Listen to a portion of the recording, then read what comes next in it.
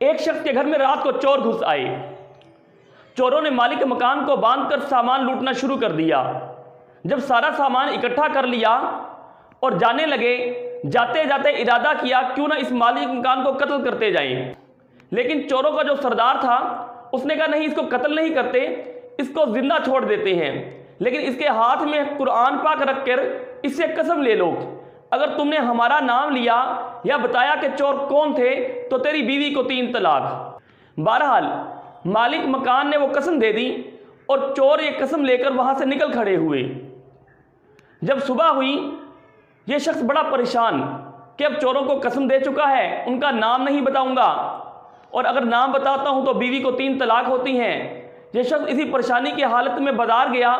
تو کیا دیکھا، وہی چور جو سامان لوٹا ہوا تھا وہ فروخت کر رہے تھے، لیکن مارے اس خوف کے کہ اگر ان کا نام بتاتا ہوں، یہاں شور مچاتا ہوں تو میری بیوی کو 3 طلاق ہوتی ہیں، بیچارہ خاموش ہو گیا، اور پھر عاجز آ کر وہ امام اعظم ابو حنیفہ رحمۃ اللہ علیہ کے پاس چلا گیا اور یہ سارا واقعہ جا کر امام اعظم ابو حنیفہ رحمۃ اللہ علیہ کو سنایا۔ امام صاحب نے کہا ایسا کرو کہ آپ کے علاقہ کے جو معزز افراد ہیں ان سب کو اکٹھا کرو، میں ان سے کوئی بات کرنا چاہتا ہوں۔ جب اس نے سب کو اکٹھا کر لیا اور امام صاحب کو بلایا، امام اعظم ابو حنیفہ رحمۃ اللہ علیہ ان معزز افراد کے پاس آئے اور کہنے لگے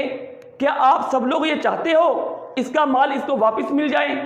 ان سب نے یک زبان ہو کر کہا جی بالکل، کیوں نہیں، ہم سب یہ چاہتے ہیں۔ تو آپ نے اہل علاقہ کے جو معزز افراد تھے ان سے کہا کہ آپ کے علاقہ کے جتنے چور، اچکے، لٹیرے، ڈاکو ہیں ان سب کو اس مسجد میں جمع کر لو، اور جب سب جمع ہو جائے تو ان میں سے ایک ایک کر کے ایک ایک شخص کو باہر نکالو اور اس شخص سے پوچھو آیا یہ یہی ہے، اور اگر وہ چور نہ ہو تو یہ انکار کر دے کہ نہیں یہ چور نہیں، اور جب وہ چور ہو تو یہ وہاں پر خاموشی اختیار کرے، نہ ہاں کہے نہ کہے، تو آپ سمجھ لو کہ یہی چور ہے۔ لہذا معززین علاقہ نے ایسا ہی کیا،